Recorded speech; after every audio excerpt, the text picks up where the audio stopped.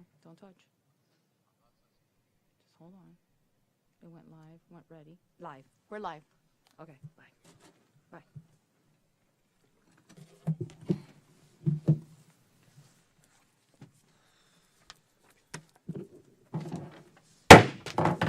Call to order. Time is 7:11, Wednesday, August 10th, 2022. We'll start with the Pledge of Allegiance using the flag in the front of the room.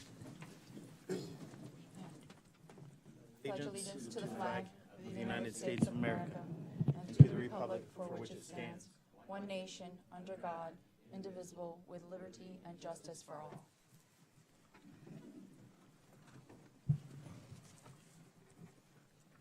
Roll call. Clerk Commissioner Hodgkins. Here. Vice Mayor DeVille. Here. Mayor Jacobs. Here. We have quorum. Additions, deletions, and withdrawals to the agenda. None for me. We do have an item that needs to be removed from the agenda. Actually, two of them.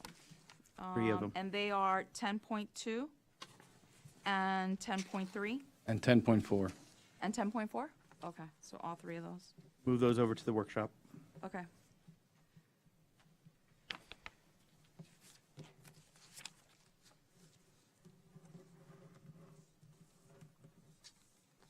That's it, sir.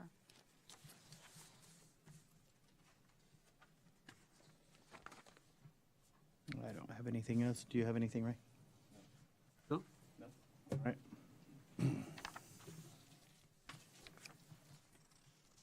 I'll entertain a motion to accept the agenda. Motion to accept the agenda with the removed items.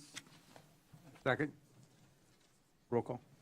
Motion made by Vice Mayor DeVille, seconded by Clerk Commissioner Hodgkins. Vice Mayor DeVille, Yes. Mayor Jacobs, Yes. Clerk Commissioner Hodgkins. Yes. Motion passes. All right, presentations.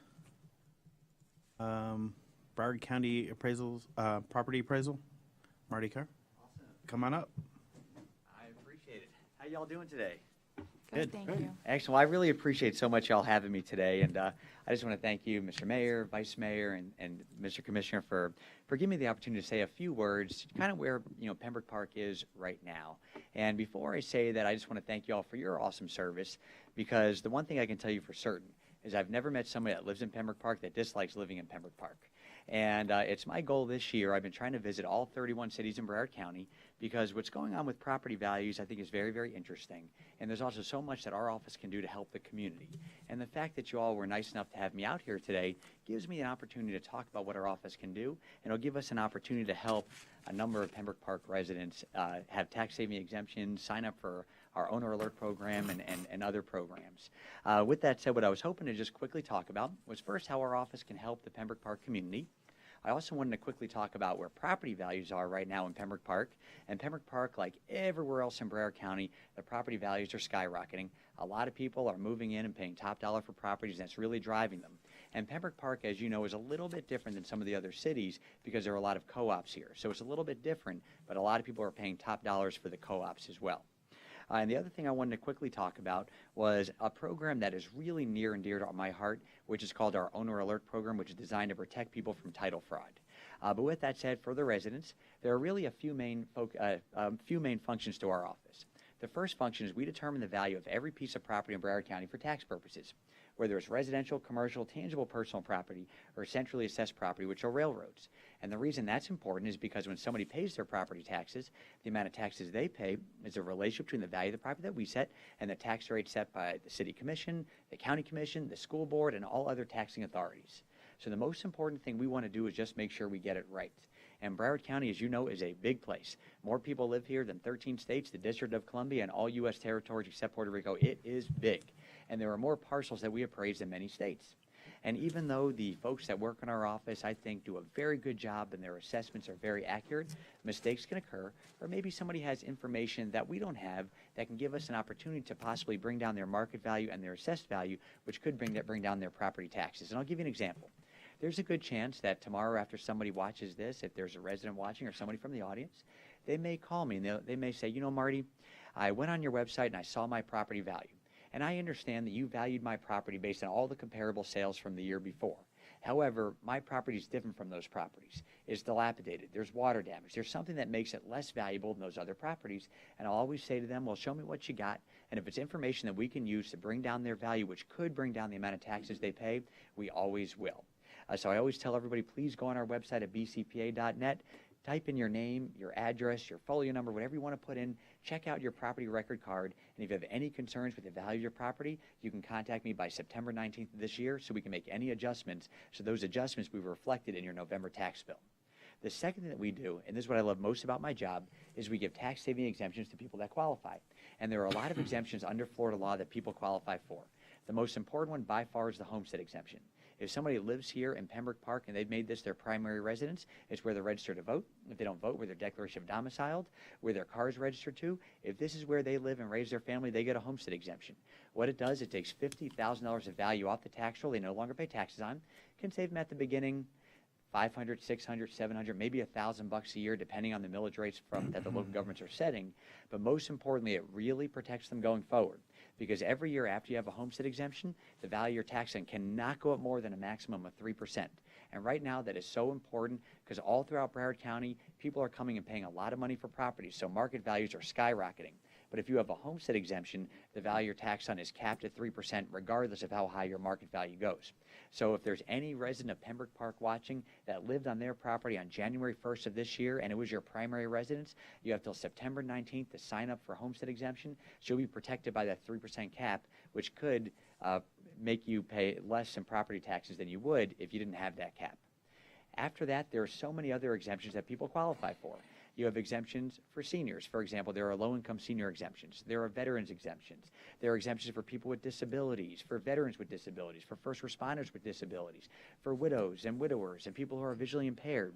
And I always tell everybody, please go on our website at bcpa.net, click on exemptions, and if there's something you're not getting, you have till September 19th of this year to be able to contact me so we can apply it so it'll be reflected in your tax bill.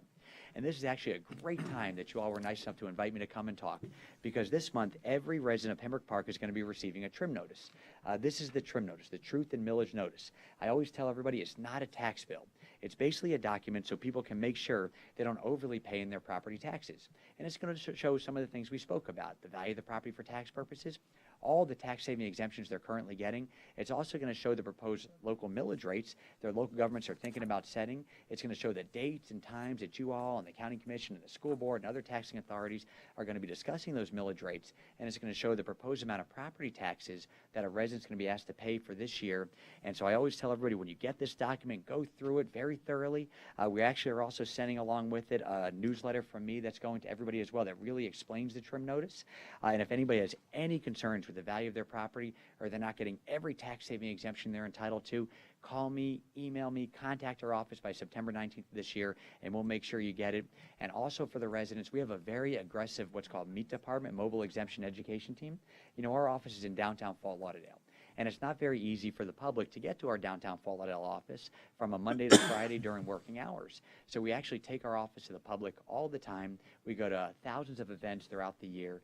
And if they go on our website at bcpa.net, they can see where our mobile exemption education team is meeting, and they can sit down with them, they can open up their property, and they can review the value of their property and sign them up for any exemption that they're entitled to. The other thing, before I spoke about our owner alert program, I just wanted to quickly just go through some interesting values and where Pembroke Park is right now. If you took all the commercial and residential value in Pembroke Park last year and you sold it on the open market in 2021, you would have got right about $902 million. Fast forward 1 year to 2022, if you sold all the residential and commercial property on the open market, you would have got about $1,040,069,000. That's a 15.29% increase in market value in just 1 year. When it comes to the taxable value is what you all are looking at, that you're going to set your millage rates on, which determines the amount of revenue you're going to get this year to provide great services to the people of Pembroke Park. And in 2021, if your taxable value was right about $870,974, or sorry, $870,974,974, $974,000. Fast forward to 2022, there's been an 8.6% increase in taxable value to about $945,905. And if you keep your millage rate the same, which was, I believe, 8.5 last year, that was the operating millage rate, it would mean that you would get an additional $636,912, $913 of additional revenue more this year than last year to provide that to the public. There are 218 homestead exemptions here in the city of Pembroke Park. You have 24 seniors who receive a very significant senior discount. And something I want to thank you all for is you actually have 9 long-term seniors that get a very large discount. And I wanted to thank you because not every city has adopted the long-term senior exemption. It's basically up to the city to decide if they want to adopt it. And for a senior to qualify for the long-term senior exemption, not a lot of people qualify. You have to be over 65 years of age, made under $32,561. You had to have been in your home for 25 years or more, and your home's value had to be under $250,000. If you qualify, you are fully exempt from the city portion of the tax bill and the county portion of the tax bill. A significant portion of your tax bill is wiped away. And what I love is the fact that you all have adopted that, because think about this, 9 seniors have qualified. That means not a whole lot of seniors qualified. So it's a drop in your bucket when it comes to your loss of revenue. But to those 9 seniors who are really struggling every single day to make ends meet, it can really help them have a better life. So I want to thank you all so much for that. You also have in Pembroke Park, which is a little bit different than many of our other cities, is the majority of your residential properties are actually co-ops. And I know you have Dale Village and Park Lake are the 2 largest co-op communities. They make up 1,002 of the 1,880 parcels here in Pembroke Park. And the median just value, or the median value for a co-op here in Pembroke Park is right about $115,590, and the median taxable value is about $88,160. You also have 255 single-family homes here in Pembroke Park. The average market value is about $207,914, and the average taxable value is $105,602. And the reason there's such a discrepancy there is because the majority of those are homesteaded property owners that are single-family homes, and so the value of their tax on can't go up more than 3%. And what I've learned about Pembroke Park is people come and live here and they don't leave. They stay for a long time because they love it. And that's why there's such a big difference between your market value and your taxable value. You have 114 condominium parcels here in Pembroke Park. The average market value is about $111,136, and the average taxable value is $91,377. Now, when it comes to new construction added to the tax roll, the majority of the new construction is significant permit work. For example, the biggest was a light manufacturing permit work that extended a parking area, which added about $242,000 of value to the tax roll. And I wanted to quickly bring that up because I have to tell you, working with your staff here has been awesome. You know, we have to work with all 31 cities, and everybody is very accommodating to our office. Anytime somebody pulls a permit, they send the permits to us, and if it's something that's going to add square footage that we can add to the tax roll, we do, but we only do that by actually getting the permit work. And the staff here in Pembroke Park are very easy for our staff to work with. They always send over the information very timely, and it gives us the opportunity to really go out there to make sure we capture all the value that we possibly can, because at the end of the day, people should only pay on their fair share of value, and if they increase their square footage, they have to pay on that value. And so I just wanted to give a big shout out to your city staff here, because they've been very helpful to our office. The other thing I wanted to quickly bring up before I answered any questions that y'all have, and if I've spoken too fast, I've had 5 cups of coffee, 2 Red Bulls, and a Diet Coke. I'm a little wired, but I'm having a great time. The other thing I wanted to bring up is something that is really near and dear to my heart. We have a great program in our office called Owner Alert, and I'll tell you why we set this program up. Unfortunately, South Florida is the title fraud capital of the world. You have a lot of criminals. What they do is they walk into the recording divisions for all the offices throughout the counties in Florida, and they file fake deeds on properties. And they take those deeds and they try to extort people for money or mortgage rent or even sell the property, and it happens on a very large scale. And it's very easy for them to do because the recording divisions for every office have a ministerial duty. They have to accept whatever document is filed with them. And so you have these criminals, and that's what I think they are, is they walk in, they file these fake deeds, and they do something nefarious to with that deed on somebody's property.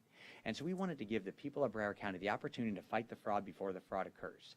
So we developed a program in-house. We spent no taxpayer dollars doing it, and it's free to the public, and it's called Owner Alert. And so if anybody in Pembroke Park goes on our website at web.bcpa.net/owner alert, or they just go to bcpa.net and they click on owner alert, they can sign up if they own property. What it asks for is their name. It also asks for their parcel ID number, which they can easily grab right from there to put it in, and it asks for their email. And if we have their email on file, they're automatically verified. If we don't have their email on file, we ask that they upload their Florida ID or their Florida driver's license. If they don't have that, there are other ways to get verified as well. And if there is any document that is filed that changes ownership on your property, you'll be notified instantaneously so you can fight any fraud before the fraud has time to actually happen. It's a great program. We've had about 170 to 180,000 Broward property owners sign up so far. And my goal is to get every Broward County property owner to sign up because it's really there to protect their most important asset, which is their home. And also, there are a lot of people, of course, in Broward County that may not have access to computers or may not be as familiar with how to use them as others. And so anybody could also call up our office, and there are ways that we're able to prove that they're the property owner, and they can actually request a letter in the mail as well if something happens. But the email is the quickest, fastest way to be able to stop the fraud. A couple other things I wanted to bring up on that, just because, like I said, this is a crusade of mine. I really, really, really want to crack down on title fraud and the people that are doing this.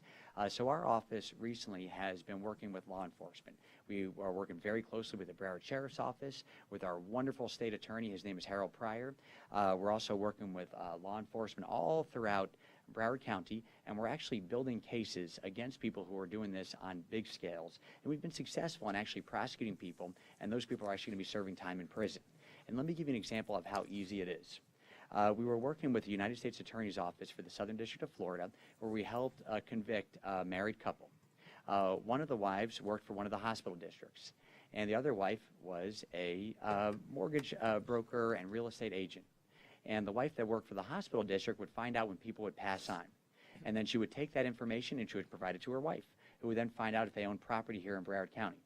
And if they did, they were working with others to find out if they had heirs here. If they didn't have any heirs here, then what they would do is they would file fake deeds on the property. They would then take those properties and they would sell the properties, and they would take mortgages out on the properties, and they actually profited to the tune of millions of dollars. But fortunately, they were both found guilty recently, and they're both going to be going to jail for a very long time. And what I'm happy about, they're a married couple, and they're going to be in separate prisons, which I think is a great thing. We also recently worked with the Broward Sheriff's Office to arrest 2 people that stole a lot of property in Cooper City. And we have a number of ongoing cases that we're working on now. And I wanted to bring that up because I'd like to talk about this publicly, because I want every single one of these criminals to know that they're not welcome in Broward County. And if they try to do that here, we're going to work very closely with law enforcement to put them in jail for a long time. With that said, I can go on and on forever. I just appreciate so much y'all giving me an opportunity to talk, and I just want to thank you all so much again for your service. Is there any questions that I can answer of y'all? Nothing. I'm going to get online and share your link. Oh, thank you for They doing got that. a lot of people here in Broward that follow the page, so I will make sure that gets done. Thank you so much. That's so helpful. You know, Here's half our police department right now, too. So absolutely, and they are all wonderful. Actually, the young lady right here, she actually reminded me, we actually met, she was in Leadership Broward recently, and, you know, fortunately for me, she put up with my very boring, long talk that I gave there, and she was so nice about it. So I really appreciate it. But I appreciate all y'all's service, without a doubt. Thank I actually you. don't have any questions. I took a lot of notes. If I do, I will definitely reach out to you. Absolutely. If there's anything y'all ever need, call me anytime. And again, thank you all so much for your service, and thank you for having me today. Thank you. Do you have any questions? No, no questions. Thank you. Thank you again for your Thank time. you. We Have a appreciate great it. day, everybody. Have a you, wonderful Marty. day. Pleasure. Bye. Bye-bye. Thank you. All right.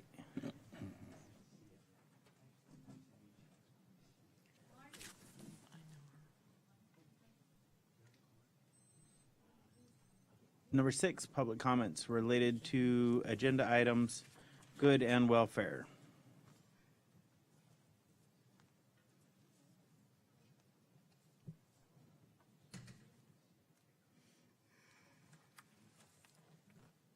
I have Grab not one had for me. anybody who has signed up for public comment. Mr. Kerr, can I grab one from you? I had my clerk give your assistant one for me. Thank you. Thank you. Likewise. Thank you, Marty. Thank you. Yes, please. like handing out cards. Thank you. so much. Have a great evening.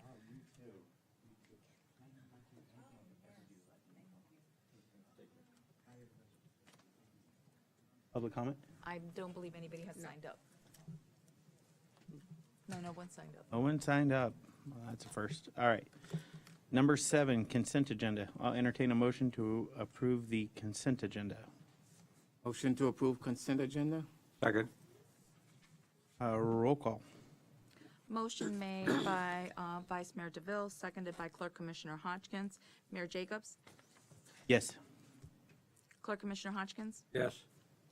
Vice Mayor DeVille? Yes. Motion passes 3-0. All right. No resolutions. Ordinances. Number 9. First reading, 9.1, towing ordinance. Town Attorney Anderson. Ordinance number 2022-007. Ordinance of the Town of Pembroke Park, Florida, deleting section 13.7, payment of towing and storage fees prior to release of vehicle within chapter 13, wrecked and abandoned vehicles, updating and amending Division 4 tow-away zones within Chapter 25, traffic and vehicles, providing for severability, providing for inclusion in the Code of Ordinances, superseding conflicting ordinances and resolutions, and providing an effective date. This ordinance, it essentially does two things. It eliminates portions of the code which were made moot by legislation in 2020. And it also makes clear that the town can contract have a special relationship with a towing company to satisfy the city's needs in relation to police operations or public works operations. So that's the purpose of this ordinance.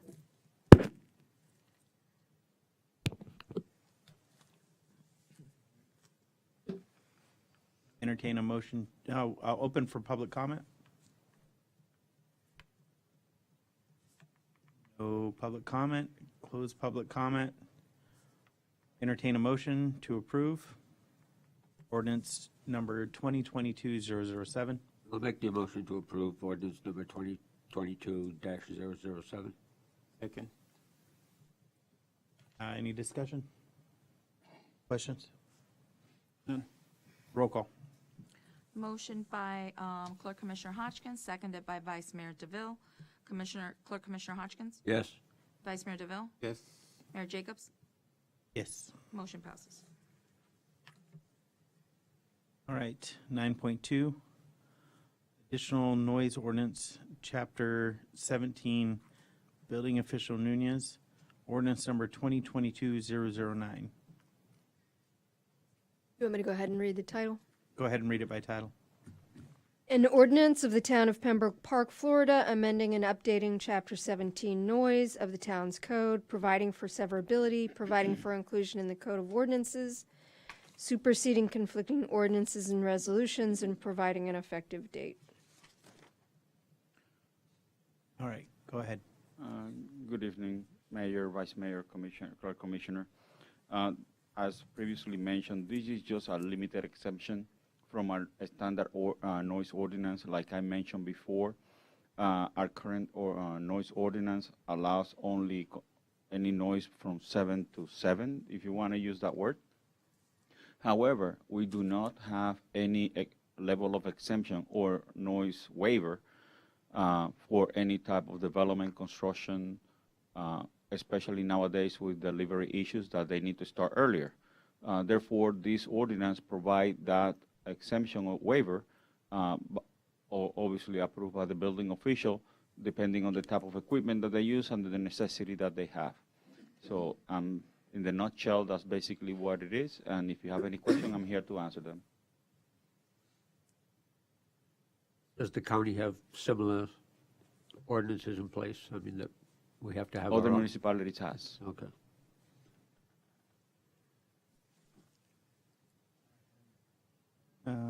I thought I had a question. Hold on, let me just look at it once again.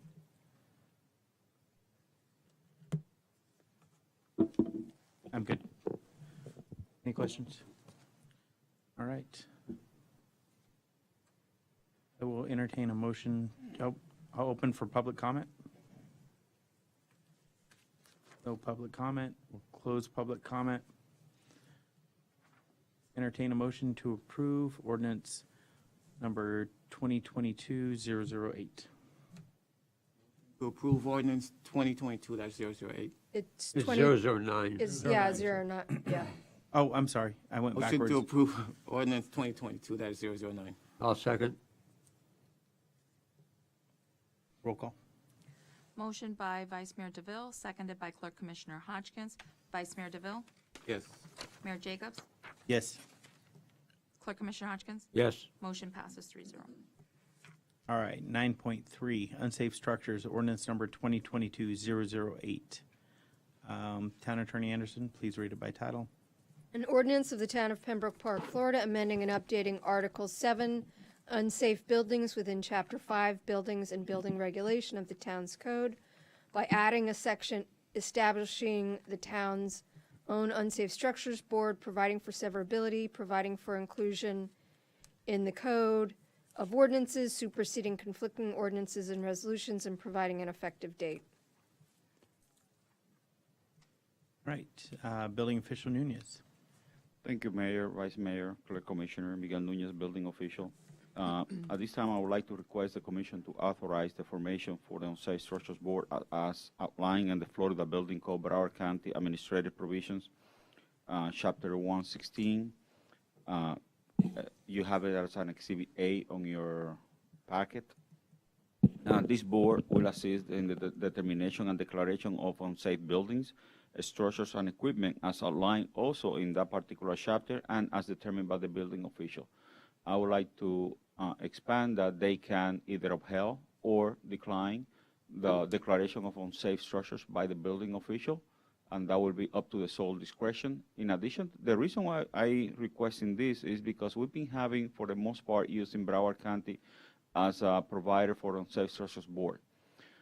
We have, unfortunately, certain issues in regards to quorum, and sometimes they don't have it, and so on like that. We will still want to maintain the interlocal agreement, but we would like to have the opportunity to have our own, so that way we can control our own destiny in regards to unsafe structures and potential saving of those structures in regards to the Florida Building Code. Obviously, they had to serve certain specific time as stated and outlined in the Chapter 116, and they have a specific discipline or professional degree that they need to maintain, or licensing degree that they need to maintain. I would like also to outline that in the event that we don't have those in the town, because they all need to be town residents, we can bring additional resources from outside of the town. Obviously, that has to be appointed by the elected body, and that has to be appointed by you. Not by me, not by the town manager, not by the town attorney, by the elected officials. And it is entirely up to you. Obviously, they have to be vetted, they have to be verified as member of the board, Unsafe Structures Board. I'm here to answer any questions you might have. I just want to make sure we don't have any conflicting with the board that already exists, that we won't have any conflicting things with them. No, there will not be, because they go by case-by-case basis. The case-by-case structure? Yeah, that's correct, sir. Right now, for example, we have A and B that is coming on the Unsafe Structures Board finally on the August 17 on the Broward County, but we've been waiting for 4 months, long time. And that will not be, that situation will not be the same. If we have our own board, that means we'll be able to manage those conditions faster. Yeah, you can address it immediately. Exactly. Okay, that's good, thank you. You're welcome. You have any? I have no questions. Let's open it up for public comment. Okay, come on up. Introduce yourself. My only question is, would the, since it might be difficult to find somebody that's qualified to do this, to be on this board, would we be paying them? That's my only question. to be on your board? The ordinance does not specify, it leaves it up to the commission as to whether they can be paid. Some municipalities, we won't be paying them a salary, but they can be reimbursed for like their normal, like gas or whatever. But no, they're not going to be paid a salary. No. And the town attorney is correct. There's no salary. There's on a volunteer basis. However, any expenses that they incur, they has to be reimbursed. You're correct, ma'am. Any more public comment? None? All right, I'll close public comment. Entertain a motion. Ordinance number 2022-008. I'll make a motion that we pass 2022-008. Second. Discussion? Hodgkins? Nope. Roll call. Motion by Clerk Commissioner Hodgkins, seconded by Vice Mayor DeVille. Mayor Jacobs? Yes. Clerk Commissioner Hodgkins? Yes. Vice Mayor DeVille? Yes. Motion passes. Thank you. Thank you. 9.4 ordinance amending section 28-279 of the code. Town Attorney Anderson, ordinance number 2022-10. Town Attorney Anderson. Ordinance number 2022-010, an ordinance of the Town of Pembroke Park, Florida, amending Section 28-279, responsibility for connection to town system within Chapter 28 zoning, and moving the section to Chapter 26 utilities, providing for severability, providing for inclusion in the code, superseding conflicting ordinances and resolutions, and providing an effective date. I and the building official and the planner have been going through the code, trying to clean it up and figure out what goes where. We came across this section which is about connection to the town sewer system, and it was in the zoning code, and we thought that it would be better suited to be in the utilities section since it specifically deals with connections to sanitary sewers, and therefore we are requesting to move it over to the utilities section. All right. Let's see.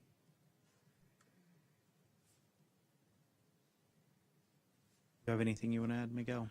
No, sir, I concur with the town attorney. We've been in communication with that, and technically that has nothing to do with zoning. That has more to do with utilities. I agree. Let's open this up for public comment. Is there any public comment? Nope. We'll close public comment. I'll entertain a motion. Ordinance number 2022-010. Resolution. What's that? Resolution, right? No, it's an Ordinance. ordinance. Motion to approve ordinance 2022-011. 010. 010. Oh, I'm sorry, 010. I'll second. Discussion? Roll call. Motion made by Vice Mayor DeVille, seconded by Clerk Commissioner Hodgkins. Clerk Commissioner Hodgkins? Yes. Vice Mayor DeVille? Yes. Mayor Jacobs? Yes. Motion passes. All right. New business. It's 10.1, Third Amendment Memorandum of Understanding regarding the collaboration study and subsequent development of the integrated solid waste and recycling system.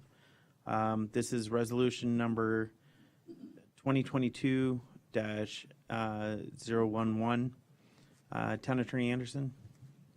Before I read the resolution title, I want to explain, because it's a little complicated, but the town is a consenting party, one of many cities which I guess will benefit from this particular settlement that the municipalities in the county are in, which provided for proceeds from the sale of a parcel of land. And it's a complicated settlement. It originated between when Sunrise sued Broward County. Broward County and Sunrise entered into a settlement agreement with several other municipalities. We and some other towns and cities joined on later as consenting parties. And so all this is the county asking us to approve this third amendment to this settlement agreement. Having said that, I'm going to go ahead and read the title. Resolution number 011, a resolution of the Town Commission Council of the Town of Pembroke Park, Florida, approving the consent to terms of Third Amendment to settlement agreement between Broward County and settling municipalities, which pertains to City of Sunrise v. Broward County, case number CACE-013-015660, attached hereto as Exhibit A and incorporated herein, authorizing the proper town officials to execute, providing for conflicts, providing for severability, and providing for an effective date. All right, I'll entertain a motion to approve resolution number 2022-011. I'll make the motion to approve resolution number 2022-011. Second. Any discussion? No. All right, roll call. Motion made by Clerk Commissioner Hodgkins, seconded by Vice Mayor DeVille. Vice Mayor DeVille? Yes. Mayor Jacobs? Yes. Clerk Commissioner Hodgkins? Yes. Motion passes 3-0. All right. Concludes new business. We have no old business. We have some items for discussion. No, we have. No, there's old Oh, business. wait, no, we don't. There's There's no two, new business. the two resolutions, the waiver of prosecution. Is it not on your It's agenda? not on mine. I'm looking at nothing on old business. 11-1. Hold on. Let me.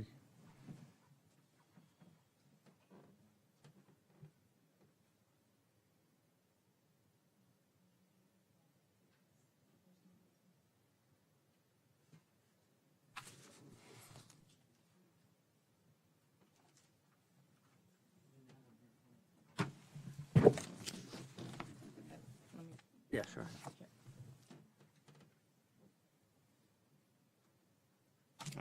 Okay. That would be why. All right, old business. 11.1, waiver of prosecution, Town Attorney Anderson, resolution number 2022-012. I want to take a minute and explain 11.1 and 11.2. As you this relates to the golf cart case. As you recall, there were two individuals who were arrested in the theft of the town's golf cart. The town is the victim in this case. The commission voted that instead of the defendants being charged, they wanted the defendants to perform community service for the town. So I'm going to give you an update, and then I thought it wise to bring these resolutions with the attached waivers of prosecution. I was in court today on this, or I was not in court, but I was on a Zoom hearing. There are two different defendants. One of them is Jamari Paul, and the second is Roland Santana. So I split the two up because according to the Public Works Department, Jamari Paul has completed 95 hours of community service. Mr. Santana, however, is no longer living in the state of Florida, has not completed any community service, and is living in South Carolina with his father. So, I got waivers of prosecution for both of these individuals. Jamari Paul's arraignment was this morning in court. He was there, his mother was there, the prosecutor was there, I was there, Judge, and in order for us to have the charges dropped against these two gentlemen, the state attorney himself Harold Pryor, needs to approve each of these waivers of prosecution. I have contacted the state attorney by phone and email, and he has not yet responded. What Judge Williams said this morning in the case of Jamari Paul was he did not want to get in between the state attorney and the city. And so what he did was he moved Mr. Paul's case to the judge who's hearing Mr. Santana's case, which has basically pushed both of those off until August 16th, when they will come again before a different judge. So I think that I have not received any response from the state attorney. I am hoping that the state attorney will pay attention if we come to him with resolutions and the waivers signed by the mayor, so that we can get him to approve these waivers of prosecution. And I'm putting them separately because because one of the defendants has completed community service and the second hasn't. I think it's important for you guys to know that in making your decisions. I'm not recommending anything on either one of these. I'm just giving you information. And so that's what this is. So I will go ahead and read. The first one is in regard to Mr. Santana. And he is the individual who moved to South Carolina and has not performed community service. Resolution number 2022-012, a resolution of the Town Commission of the Town of Pembroke Park, Florida, approving a waiver of prosecution in regard to the case of Rollins Santana, case number 22-1121 DLB, so that defendant can provide restitution to the town through community service, requesting the state attorney to approve a waiver of prosecution and authorizing the proper town officials to execute requests for waiver of prosecution, providing for conflicts, providing for severability, and providing for an effective date. All right. I will entertain a motion for Resolution 2022-012. Motion to approve Resolution 2022-012. I'll second. Discussion? I'm kind of wondering on this, if this person's moved out of state now? Well, I had this discussion with JC earlier today, Oh, okay. and knowing the court system, you know, if we go through with this and we give this to the court, it's up to them to decide what they're going to do because he's moved out of state. So it gets it out of our hands. It does. It moves it out of our hands and Okay. puts it in their hands. So, That's good. so that would be on them to figure out what to do at that point. I like so- that, yeah. At least that's what I assume. Okay, was the motion? Because I'll second it then. We did, our agreement was that they were going to do community service in town, but he moved. So, and he's a juvenile. You got to keep that in mind. He didn't have a choice, you know. So, you know, it's up to the court. If the court gives him 100 hours of community service, he'll have to do community service wherever he's at. Wherever he's at, sure. So, Yeah, I'll second. anything from you? No. Roll call. Motion made by Vice Mayor DeVille, seconded by Clerk Commissioner Hodgkins. Mayor Jacobs? Yes. Clerk Commissioner Hodgkins? Yes, Vice Mayor DeVille? Motion passes 3-0. All right. 11-2, waiver of prosecution, Town Attorney Anderson, Resolution 2022-013. A resolution of the Town Commission of the Town of Pembroke Park, Florida, approving a waiver of prosecution in regard to the case of Jamari Paul, case number 22-0-1121DL, so that defendant can provide restitution to the town through community service, requesting the state attorney to approve a waiver of prosecution and authorizing the proper town officials to execute requests for waiver of prosecution, providing for conflicts, providing for severability, and providing for an effective date. All right. I will entertain a motion. I'll make a motion to pass resolution number 2022-013. Second. Discussion? No. All right. Roll call. Motion made by Vice Mayor DeVille, seconded by Clerk Commissioner Hodgkins. Clerk Commissioner Hodgkins? Yes. Vice Mayor DeVille? Yes. Mayor Jacobs? Yes. Motion passes.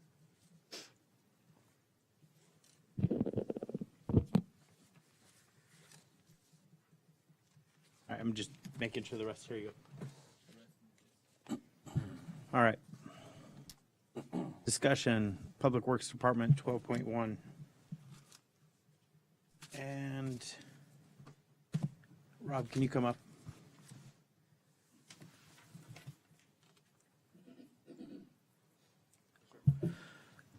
I got a lot for the Public Works Department. As you know, I took a 10-day vacation, and all but 3 of those days were spent dealing with town stuff. So even though I get a vacation, it wasn't really a vacation. One thing that happened during this time was I was served with a lawsuit for the town. And that came in, I believe, yesterday. I'll forward it across. This happens to do with sidewalk maintenance. Someone had an issue on one of our sidewalks, and they're suing the town. But I wanted you to be aware of this. Back in February 2024 at our workshop,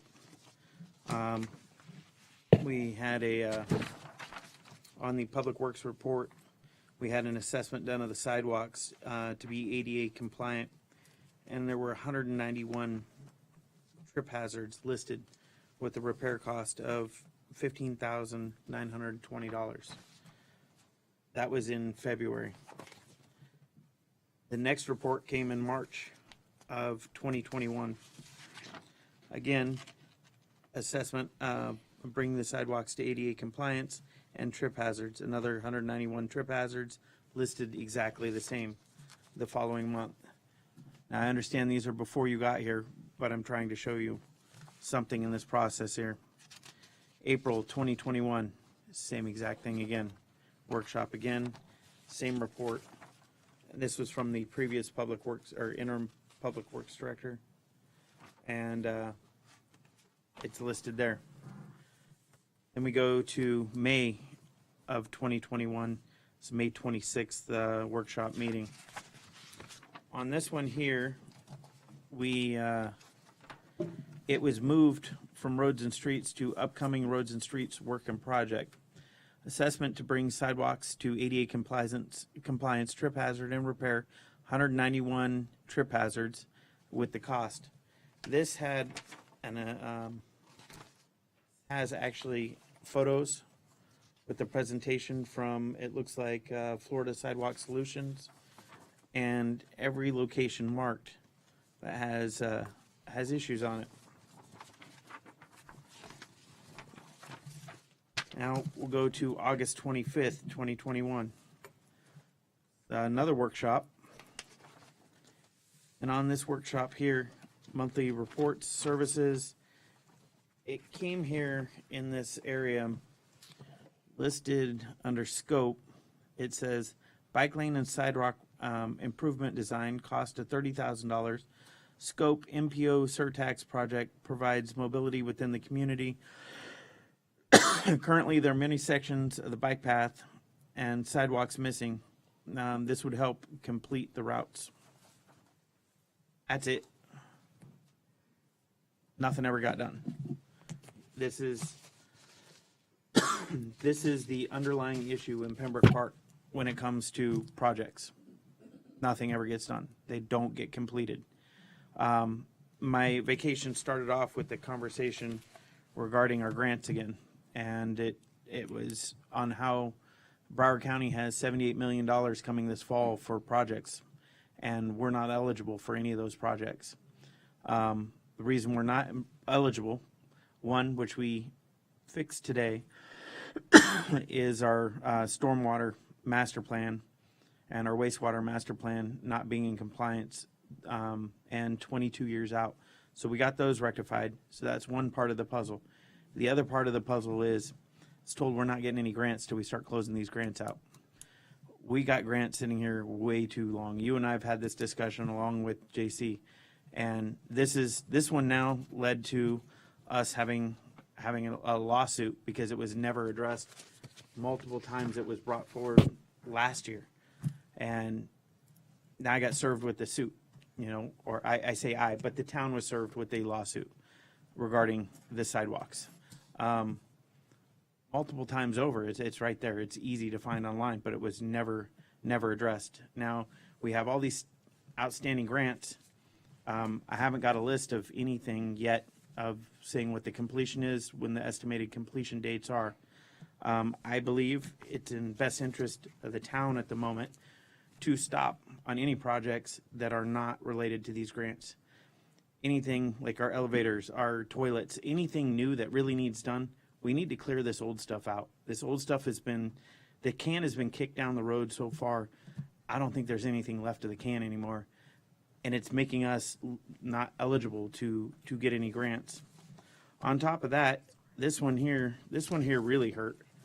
I got a notice of violation from the town of Pembroke Park.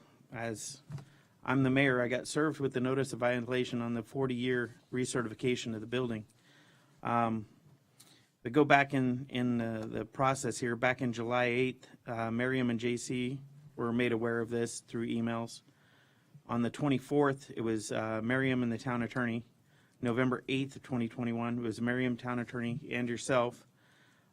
January 28th, it was Miriam and yourself. And then August 2nd, 2022, Miriam, Rob Clark, JC, and the attorney were all made aware of this notice of violation and non-compliance. So now I got served with the notice from the town itself for non-compliance on a 40-year recertification, which this we could lose our town over, this not being completed. So again, I feel like we're on this merry-go-round, and it's not stopping. It's nothing's changing and progressing forward, and we need to get off that merry-go-round and move this town forward until we kill some of those old grants and catch up on all the old stuff that we have here. We need to finish all that before we move forward with any of the new stuff. So not only was those were the worst parts of the week, but it was embarrassing to me again that the county is saying that we're ineligible to apply for these grants coming forward because nothing's happening here. It's like, and I know work's being done, but the grants aren't being closed out, and we gotta push through. These things are so old, and to have new projects, new things fixed. I mean, we got a sinkhole again that it's one thing after another around here. I can't get any more money to fix things until I close out this stuff that's been around forever. So where are we at with these grants? Where are we going with these?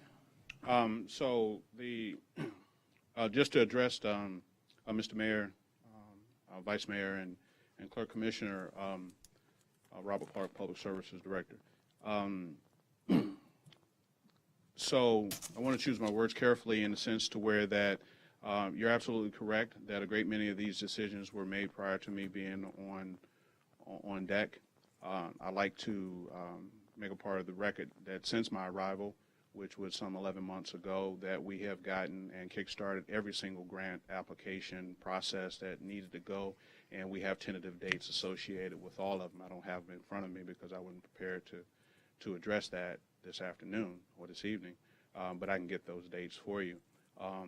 To talk about all the projects, we have every Friday we meet with the John P. Lyons project with Keith and Associates, and we're moving forward with that. We had an issue with Broward County getting permits associated with that project. With the 25th Street Drainage Improvement Project, what we have with Craig A. Smith, we had a meeting with them yesterday, a Zoom meeting, and we're moving forward with those projects. And so during my tenure, what I've been trying to do is get regular meetings associated with the actual projects that we have, and now we've been able to do that. So now I have regular meetings associated with those projects. The other projects that were handled, the surtax projects, were all handled by the planner, and when the planner vacated that position, now I'm working with the town attorney to meet with the Broward County representative to get my hand wrapped around that thing.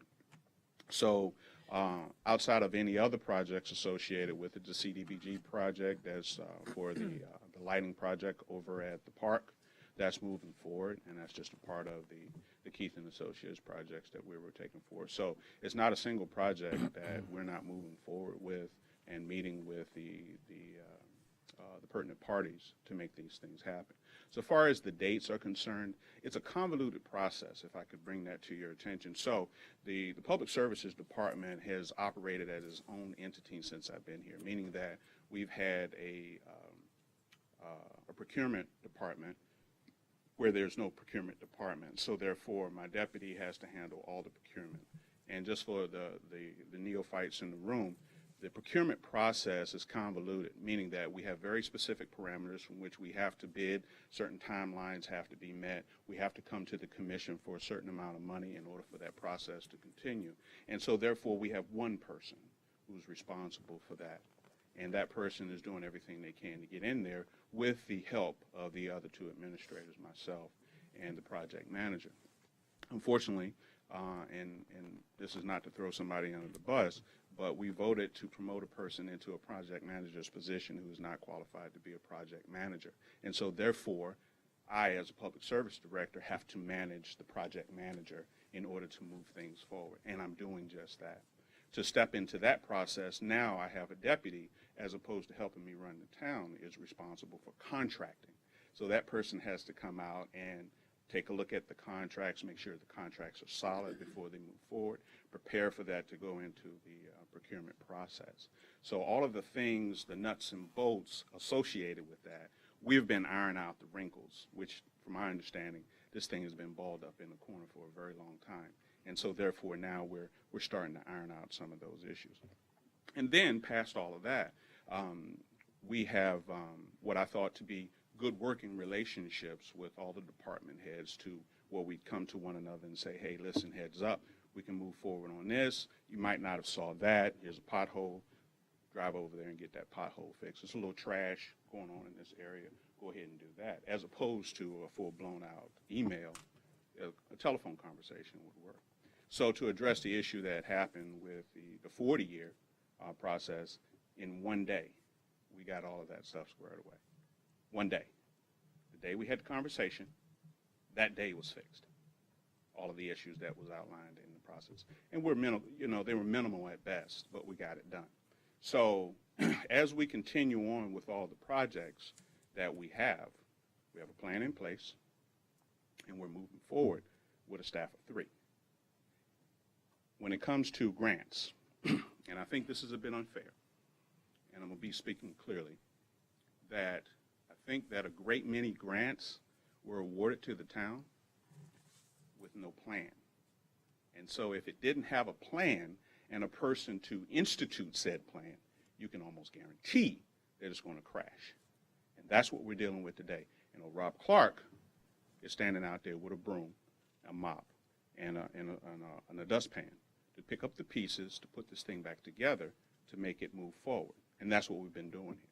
And I think that in all fairness, having no contract manager, having no contract administrator, and then not having a grants manager or grants administrator, that is where the challenge is.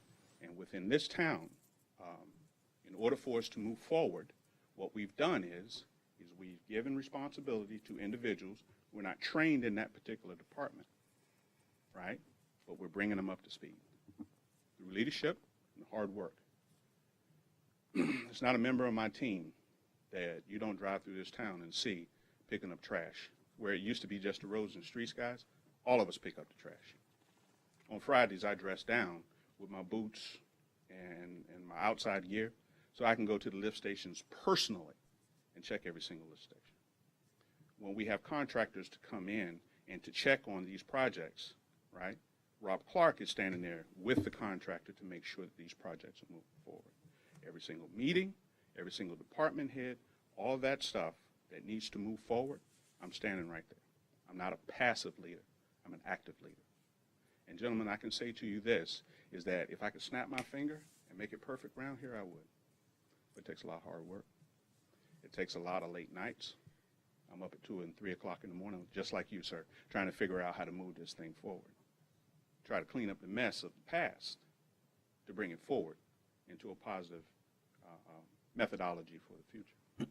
So what we have here is no excuses. I make none. It was a mess. Rob, how understaffed are you? I'm down 3 people, but that's not the point. No, I meant in the other departments. Yeah, I'm down 3 people, but that's not the point. I'm going to speak clearly because you all have been here, right? All of my guys are maintenance guys, with the exception of Miriam. She's the degreed professional that I have to support me. I've recently made 2 hires where I hired an electrician and a master plumber. The rest of the guys are maintenance people. So you're understaffed. Not particularly, right? Because we can solve all staffing issues, much like I've said before, with some money. But the issue is that you need a professional grants manager with experience to handle grants. You need a grants coordinator, someone with experience to handle that. We need a procurement director, which I understand that now the CFO is in place, he's going to assist with the procurement. But we also need an administrator for that particular department also to work through all of these processes. Right now, it's myself and Miriam.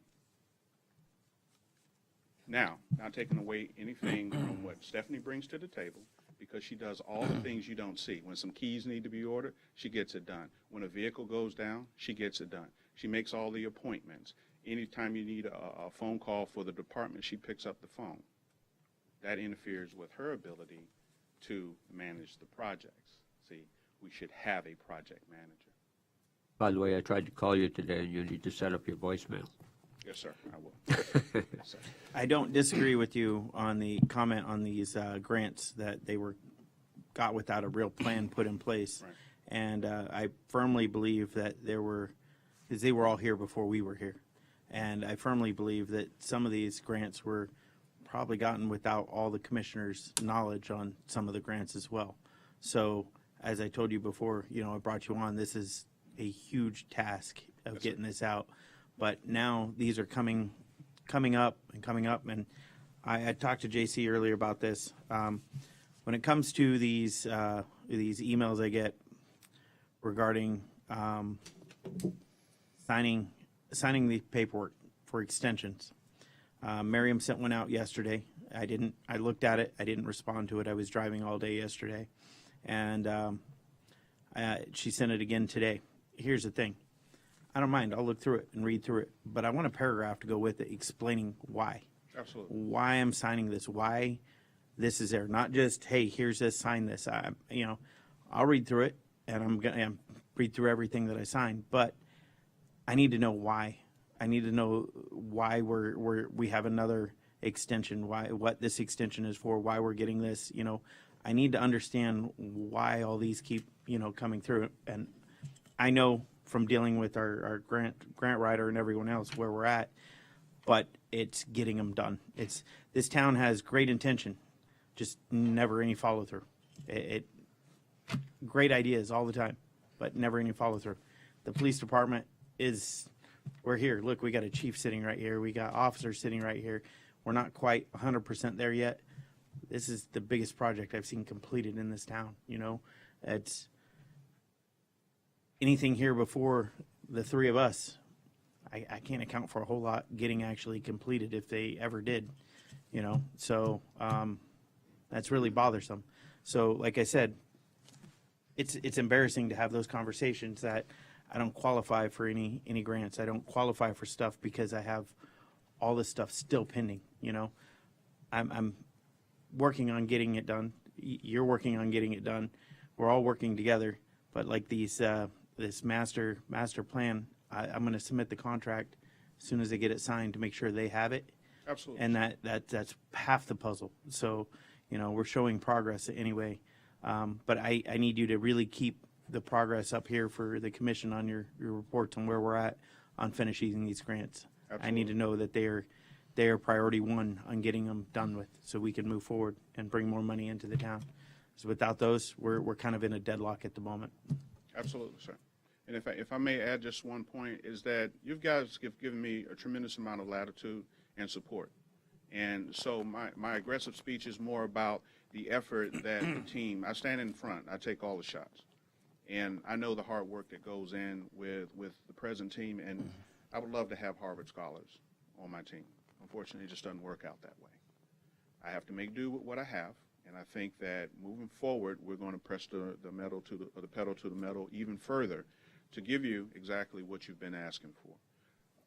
A greater demonstration of our work ethic, our hard work, and our dedication and commitment to this town. Because I think every single person on my team can say that they are committed, or they wouldn't be here, not in this labor market. So I would go so far as to say is that if there's anything else, and I say this to my colleagues as well as the commission, that my telephone number is the same and has been for the last 15 years. Please call me directly, and I have responded to every single member of the commission as well as my colleagues. If you need something done, you call me. And within 24 hours, I make an effort to either get it done or come up with a plan to get it done. All right. That's all I had for discussion on that. I just wanted I have a to, question. Yes, So Rob, what can we do on our end to help, I guess, facilitate your tasks? So that was the reason for the I think it was 9.4. 10.4. 9.4. Okay, so we'll get to that. So we left it for the Workshop. workshop, but when I first started, you gave me the latitude of $25,000. Well, $25,000 couldn't even buy me a pump in this town to put in the ground. I need $100,000, and so that's something that I was going to bring, since you asked, sir, is that I need that approval authority so I can move things within the procurement process. Okay, we want to stick to the procurement process, but have the latitude to spend the money necessary to get things done and moving forward. Not to write a check, carte blanche for $100,000. But because of the nature of what we're dealing with, and I'll give you an example, we have an immense water infiltration into the town's sanitary sewer system, right? So what that means to you, sir, is that we're writing a check every month for groundwater that's being pumped out, and that is bad.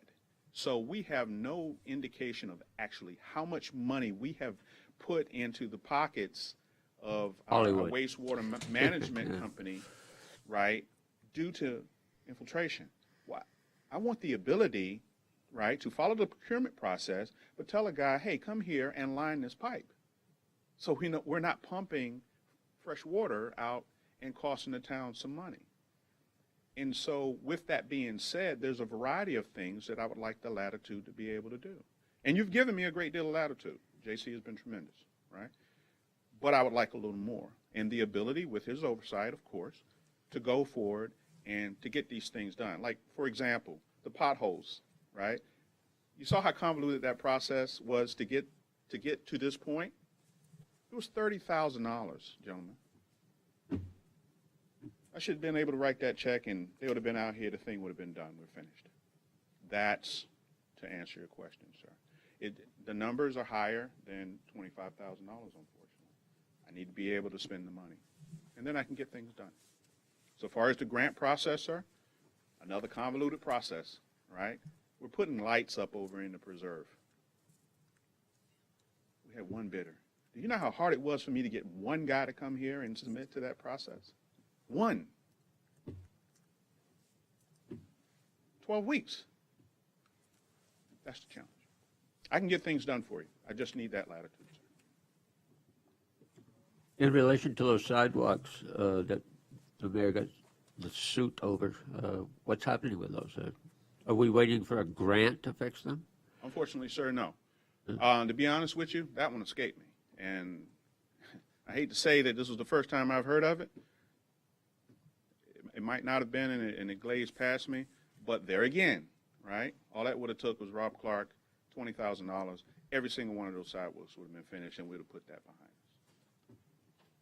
Now, I dropped the ball on that one because I didn't know about it, right? And I should have known about that, and because I wasn't even thinking about sidewalks and trip hazards and things of that nature. But I know better, okay? So I take full responsibility for that. Yeah, on things like that and safety issues, we don't Those are really, the things that sneak up on you, a pothole down Park Road or Right. something like that, or where we had on 40th. Those are the things that sneak up on you, and I've got to get out there and drive more often and find out what's really yeah, going on. but we don't want to put things like those type of trip hazards, we don't want to put them on the back burner, wait for some grant to come through. We need to take Sir, care of I can execute on those as soon as I have a talk with the manager. We can get it moving on the procurement process, or if it's a sole source, we can knock that out. It's nothing to these activities, because if they done with one municipality, surely there's a contract somewhere we can piggyback off of and get that job done. Thanks, Robert, for your effort. My pleasure. Thank you. Would And you Mayor, like a copy of these? Yes, Mayor, sir. as far as the sidewalks, those will come back.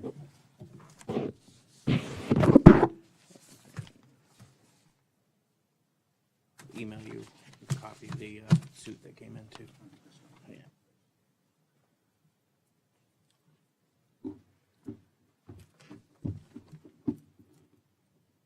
Are you guys now set up on the grant software? Absolutely not. I am not.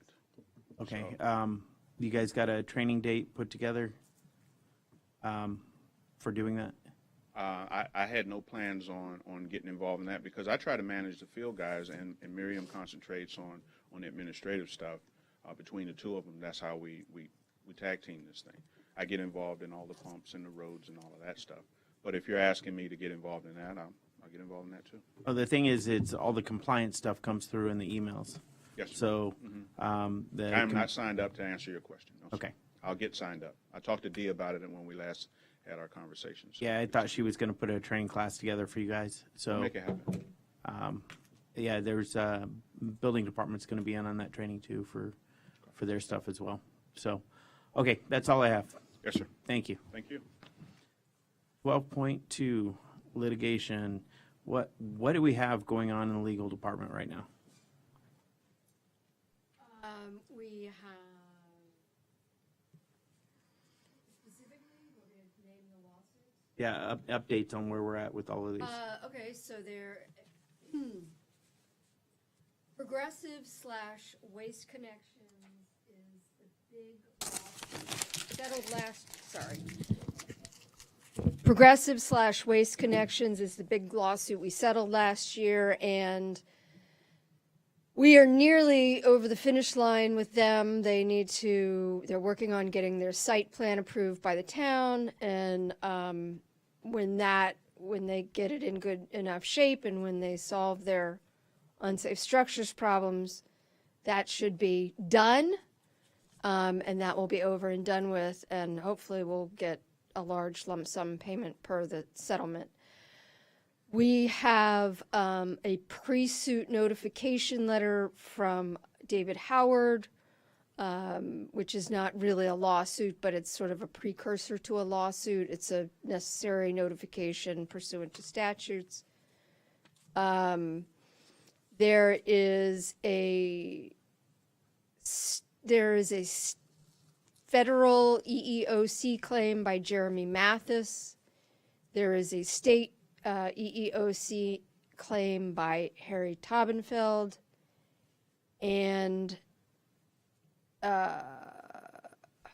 there are two appeals from Code Enforcement Matters, one of which is currently in the appellate court system, VIP, and there's another one, Lakeshore, which we may settle, we may not settle. It depends on how cooperative the respondent is. So I think that's it.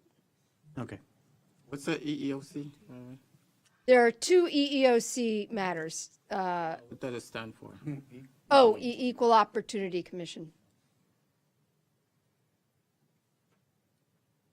And there's a state and federal claim. Thank you. Is that it? Yeah, and I'm having The ADA thing. scanned in and sending you this one. It's not an ADA, it's a scan and notice of suit, so Okay. it's, so that's coming. I'll have my assistant scan it in and email it to everyone tomorrow. Okay. All right. You guys have any questions on that? No. Nope. All right. 12.3, Town Attorney, and this is me. This is not a part of my job that I enjoy, but it's something that I got to bring to the commission here when it comes to the town attorney, and specifically her employment. And I believe it's in best interest of the town to terminate her contract with cause. And the reasons for that will be several. One, lack of preparedness when it comes to meetings. I've asked, like, when it came to the BSO contract, multiple times asking if we were say on a month-to-month, and the town attorney would say no, or I don't know.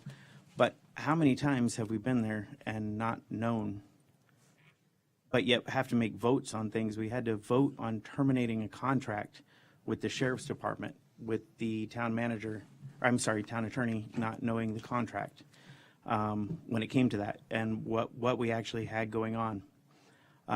We've asked for the memorandums of understanding, the MOUs. We're in the 11th hour now, and it seems like that process is just now getting started. We've asked for those in the past. Sorry, what's the MOUs? Memorandums of understanding. It's with other law enforcement agencies. I'm just listing a multitude of reasons here. Are you saying with the BSO? Yes. The MOUs will be with surrounding agencies as well, with Hollywood, Hollandale, and such. I came forward and brought a complaint forward here on the dais, and I was outspoken about the fact that never in my professional career have I ever, one, been able to insult, threaten, make false and malicious accusations against an employer and expect to keep my job the next day. And we had exactly that. The town attorney came forward, and she sent text messages and emails. If you guys recall, I brought those up here on the dais with threats. And she made accusations, false and malicious accusations of being sexist for me up here doing my job as the mayor and running the meetings. Her behavior, unacceptable. We can go back to the January 5th, and I would have loved to go back and done this at the time after the meeting when it actually occurred, but our process here is lengthy in this town, which we have to change that as well. Town Attorney Anderson, if you were in a courtroom and you were there in front of the judge and you threw a temper tantrum, got up and walked out and slammed the door, what do you think would happen? I don't think I would do that. Okay, but you did that here. No, actually, if you read the investigator's report. You know what? I got the video. I watched the video. Well, I watched you do it because I sat right here, and I'm not going to argue with it over it. You want to talk about it? We're going to talk about it. In the investigative report, it said I got up, I went outside, and I composed myself, and I came back in. If you want an investigation, then you need to go by the results. Okay, so I will go by these results, and I'm going to bring them all forward. But here's the thing. Never have I ever thought a professional attorney would act the way you have acted. And getting up and throwing a temper tantrum and going outside this room and slamming the door the way you did, because we were all sitting up here when it happened. If you go back to the January 5th video, you can watch it happen. The investigator that did that report on the chief was not here, but we all were. Watched the video. She wasn't here, we all were. So I'm not going to argue with you over it, all right? This is my time, I'm speaking right now. The next day, You asked me a question, the next and I day, answered your question. you went to the chief's office after a discussion, after a meeting we had revolving the chief's position. You went up to the chief's office, and you did exactly what you've accused people of, and threw a temper tantrum up there with him as well. And this is the report. If you guys have not had the chance to read it, it's right there. I highly recommend you read I it. read it twice. Okay. Then we have Eric. See, you went after a meeting and accused him, and you did to him exactly everything you accused me of the night before. Now, understand this isn't not a hostile work environment complaint, but the behavior was unacceptable. And the snide comments are they got to stop. Like, they're unacceptable as well, you know? We'll just use the police fund for the mayor. You know, I read that in the report. That's not it. I don't misuse funds whatsoever up here. I am so over the top on where our money goes, but I don't believe my money is being invested wisely in you as our attorney, and I also do not believe you have the best interest of this town as our town attorney. So there's many times you're not here a 40-hour week, and this is a part-time position for me. I'm here at least that every week. I'm doing that every week. And if I don't have an attorney here working, you know, what do I have? So I think it's in the best interest of the town to move forward with a new town attorney and end your contract with cause. Does anyone have anything else they would like to add? Have they read these complaints?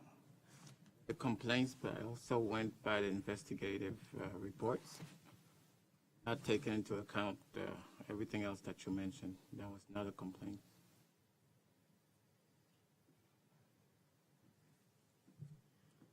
I think we've already hashed this already over. We already went over it. I don't know why we're doing it again. The reason why we're going this over again is I'm asking for a motion to terminate the attorney's contract with cause. I'm not going to bring that motion. All right. Pass the gavel. Anyone? A motion? I'll make the motion. Make the motion to terminate the attorney's contract with cause. Second. Is there, it's on you. You have the gavel. Said Oh, second. yes, seconded. Discussion. Second, if I have the gavel? Yeah, I think you can, because he can. All right, so discussion. I'd like to hear from First of all, I never said that about the mayor's. I'm very proud of the job I do for this town, Mayor. And I get here generally at 8 o'clock in the morning, and I leave at 4 o'clock in the afternoon. And I don't take a lunch. And I have people in my office all day, every day. And there's some absolutely wonderful people in this town that I love working with. And I love working for this town and for you guys. I think the complaints and the investigations stand for themselves. I'm not going to go into them, except I would like to say that I'm not going to go into the code complaint because I think it would impugn one of the code officers to go into the details of that. I think the investigation found exactly the opposite of what you said, that I did nothing wrong, and the investigation concluded that the reason that Eric was upset is because I was correcting him out in the field, which is my job duty. I went out there to help him understand due process, to help his notice of violations get better. And,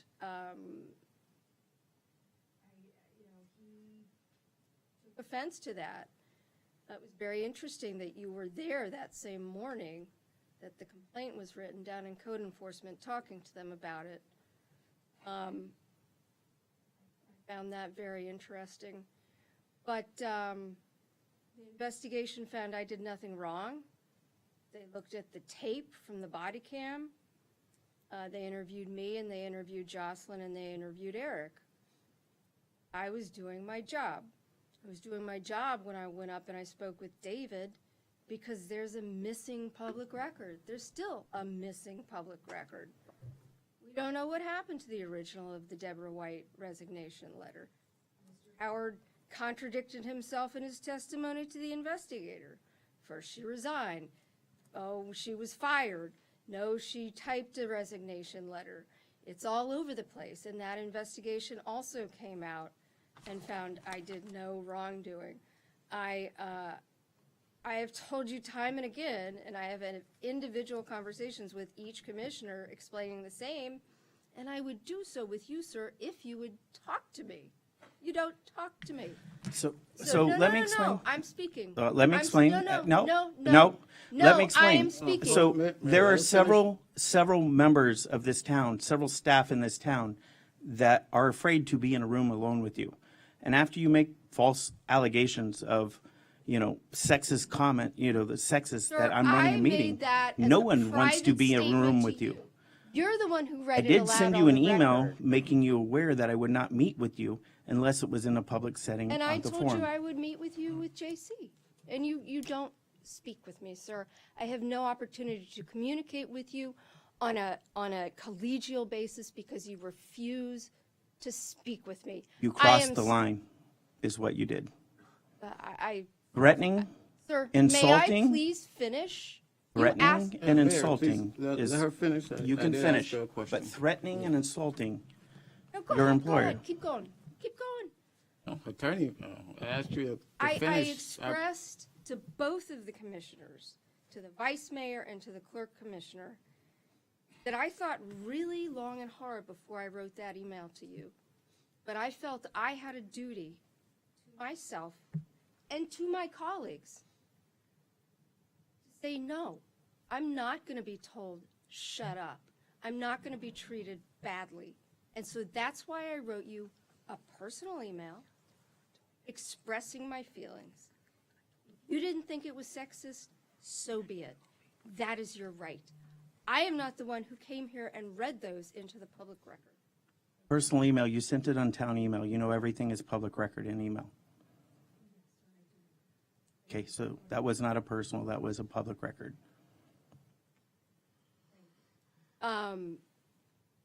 I've told you time and again, and I have told each of the vice mayor and the clerk commissioner, the BSO contract was not a month-to-month contract. I have expressed that to you countless times. Countless times. If you don't want to listen and you don't want to understand and you don't want to have individual conversations with me, maybe you should try that. And then you would get more knowledge from the town attorney's office. The MOUs, sir, I am the town attorney. The police department needs to help me with the mutual aid agreements, and I am now doing that with the major. We have a plan in place. We're 6 months, 8 months out, and we're going to get it done because we're working on it together. That task was given to you a while may I ago. please finish? I'm almost done.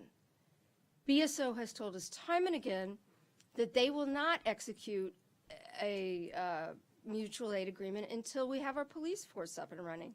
So what we did is we got them to send us the mutual aid agreement. We're going to bring it to you guys. We're going to have you all approve it. We're going to send it over to them, and it'll be ready to go. I have represented you in this town to the best of my ability. And the investigations stand for themselves. It's disingenuous for you to say that I was creating a hostile work environment for Eric. When No, the you were investiga- actually, When the investigation found no such thing. No such thing, sir. your threats to myself, that was enough right there. You turning it into not- a when sexist did I issue, threaten that was you? enough. Do you not remember? Do I need to bring back the emails and read them to you? And the go text ahead, read 'em. messages? I don't care. We have them all on public record. Here's the deal. I stood up to you because you were And I'm being a standing up to you bully. now. You were being I'm a standing bully, up to you sir. now. Your behavior is unacceptable as a professional attorney. And if you walked out and slammed that door, you would have been put in contempt if this was a courtroom. That behavior is not acceptable in town hall as well, okay? There are members, staff members here who are unwilling to be in a room with her alone. You know what because they- behavior is unacceptable? Telling the clerk F you on a phone call. That behavior is unacceptable. I had the clerk text me, call me and tell me exactly what went down in that phone call. So don't talk about my professionalism. Do not you know talk what? about my professionalism. Lack of is what I'm talking about. Not talking about your professionalism. I'm talking about your lack Marlon, of. roll call, please. Sir, at the present time, we have a motion by Mayor Jacobs, seconded by Vice Mayor DeVille. If you give me 1 second, please, sorry.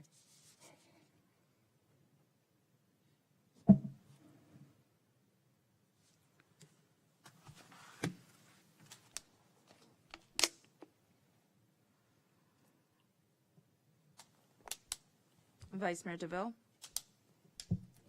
Read the motion, Marlon. the motion was made by the mayor to terminate the town attorney with cause. Motion was made by the mayor and seconded by yourself, sir. Yeah, I vote no. I'm going to go by the investigative reports.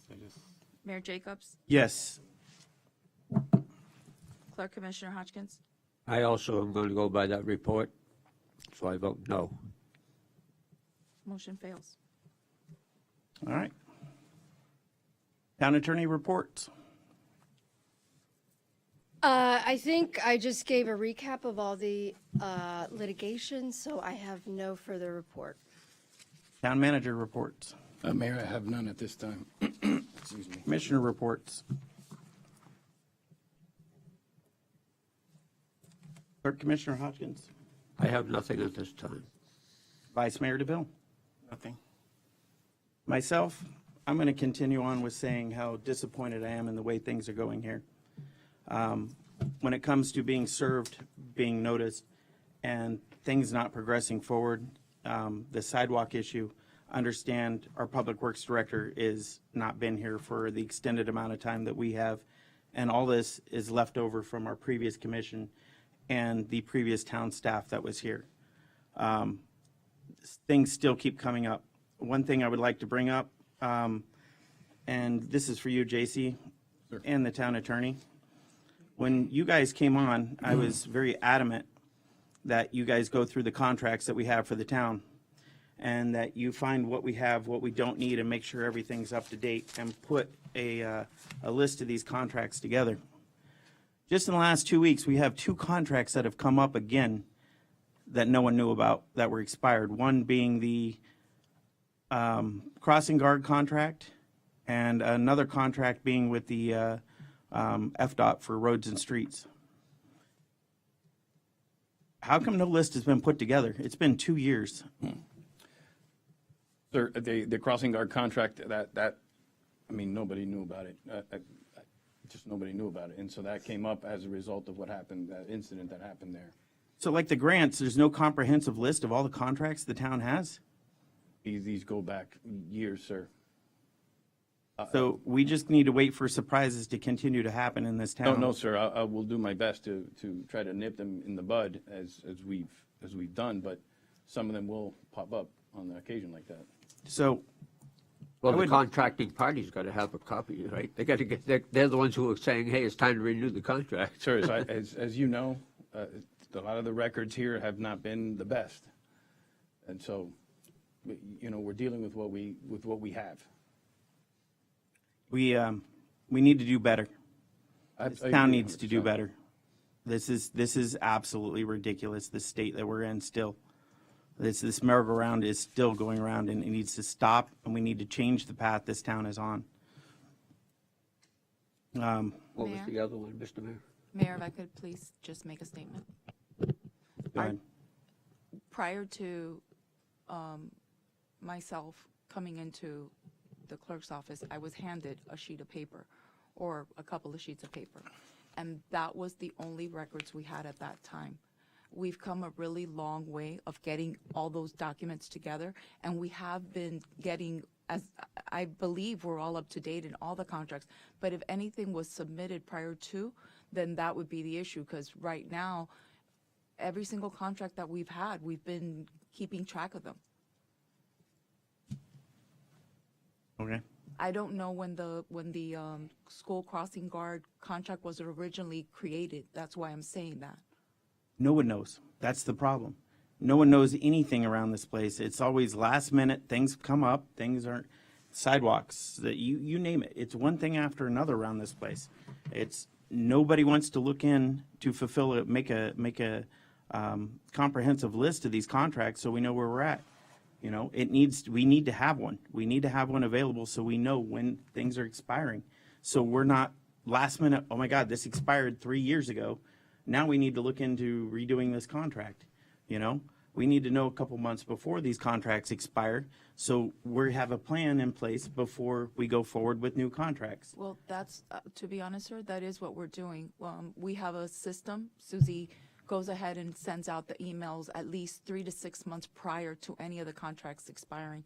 That, like I said, that must be a contract that was created before we've ever She gotten. does. She sends me Yes, she does. notifications and the affected staff emails of contracts that are expiring. We just got one for lobbyists.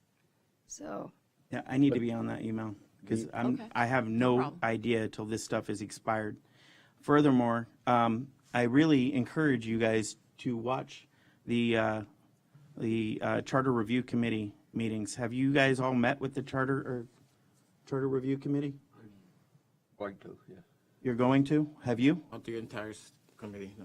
Well, the only one here who has is the town manager, and they've already started to vote on things where I personally believe if you don't give someone the full amount of information and you only give them partial information, that's no different than lying.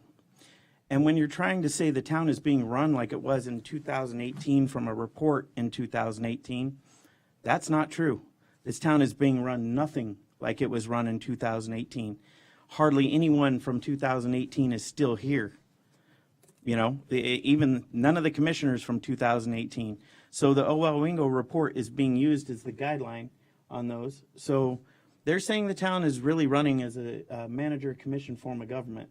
When I'll tell you, this is not a part-time job. This, for my position, for the mayor's position, this is not a part-time position, as it is stated. This is a full-time position. I can't even get a day to spend with my family. I got 3 out of 10. That's good. That's the first I've gotten. I don't get a break. It just keeps going. But that's what this position is. And this is more a strong mayor position than it is a manager commission position. But that's not what's been pitched on them. You got to watch the meetings. You guys need to be involved. It looks like it's a weak mayor type of, more than a, You need to watch the meetings and pay attention to what's going on. You need to watch everything that's going on in the town. You need to attend. You need to be involved. And I'm talking to both of you. Like Saturday, we have another food drive on Saturday. So I've been here usually about at least 4 days a week. And the rest of the time I'm online or in touch with someone in the town. and I am on every single day. It doesn't end. So now I'm going to move on to announcements. 16.1, we have a food drive on Saturday, August 13th, 2022. This is from 11 to 3. We have a youth adults forum hosted by State Representative Marie Woodson on Saturday, August 13th, 2022, 4 p.m. to 7 p.m. at the Charles Dodge Center, 601 City Center Way, Pembroke Pines, Florida, 33025. We have a special magistrate hearing Wednesday, August 17th, 2022 at 9 a.m. Back to school, Saturday, August 20th, 2022. A workshop commission meeting Wednesday, August 24th, 2022 at 6 p.m. We have a charter review committee meeting August 29th at 2022 at 6 p.m. A regular commission meeting Wednesday, September 14th at 7 p.m.